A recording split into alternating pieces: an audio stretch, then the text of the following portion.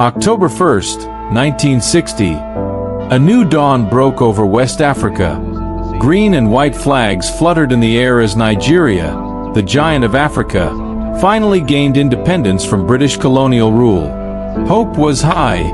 Dreams were fresh. The nation was ready to write its own story. Nigeria's early years were marked by unity and optimism.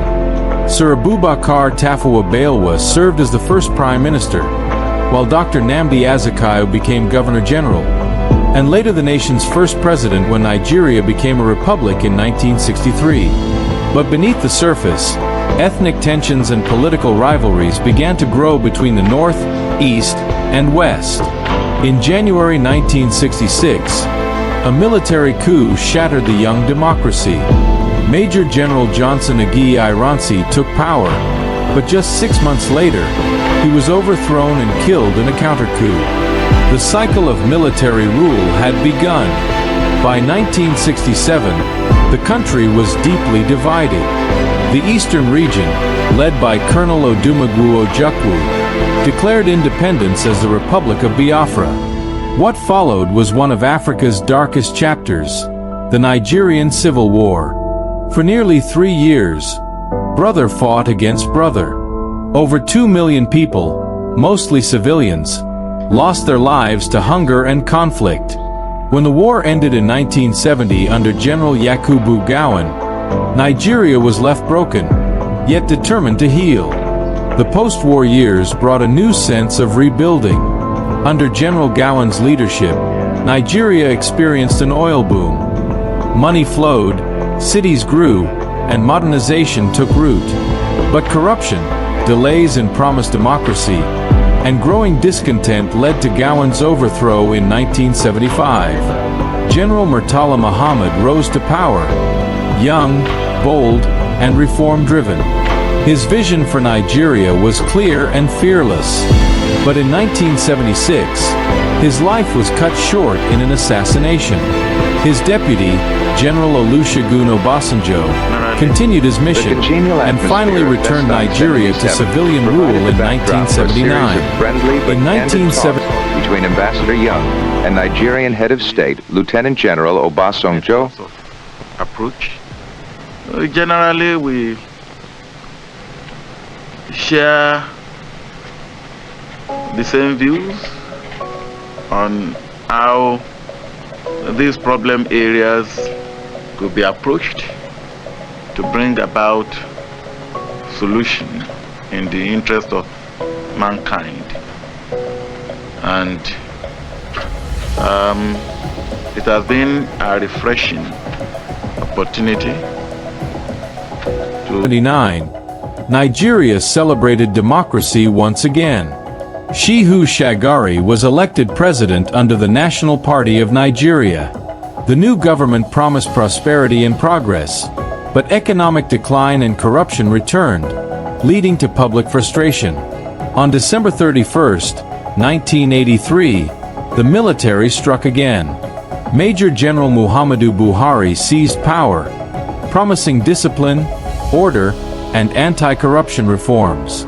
Buhari's regime was short-lived.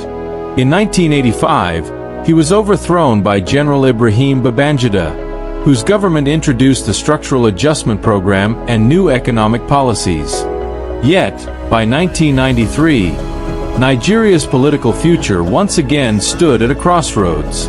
The June 12, 1993 election, won by Mashood Kashimawo Abiola, was annulled, plunging the nation into unrest. An interim government was formed under Ernest Shonekan, but it lasted only 3 months before General Sani Abacha seized power.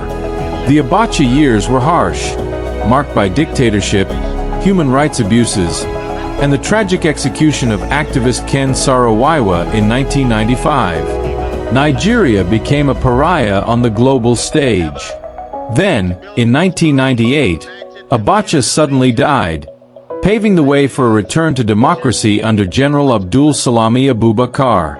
In 1999, Nigeria breathed freely again.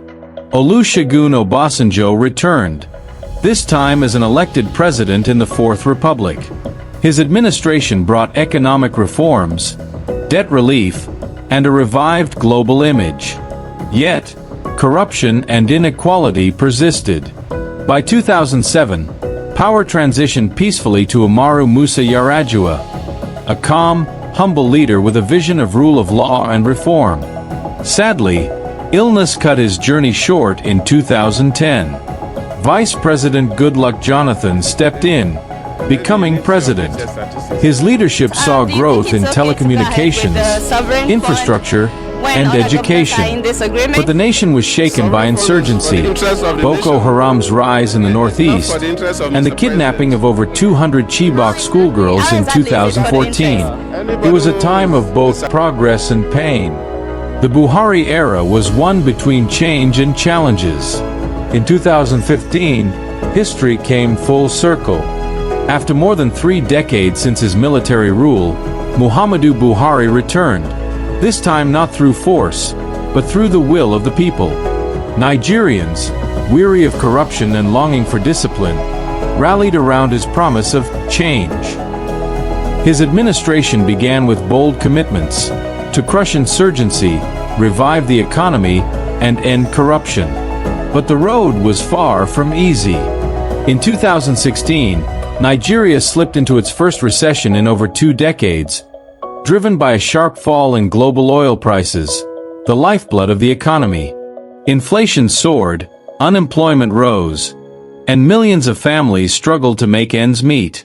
Still, the government pressed on, launching massive agricultural programs like Anchor Borrowers Scheme, encouraging local production and reducing food imports. The promise of peace remained elusive. Buhari's anti-corruption war made headlines. High-profile officials were prosecuted, billions recovered, and the Treasury's single account, TSA, was enforced to monitor government funds.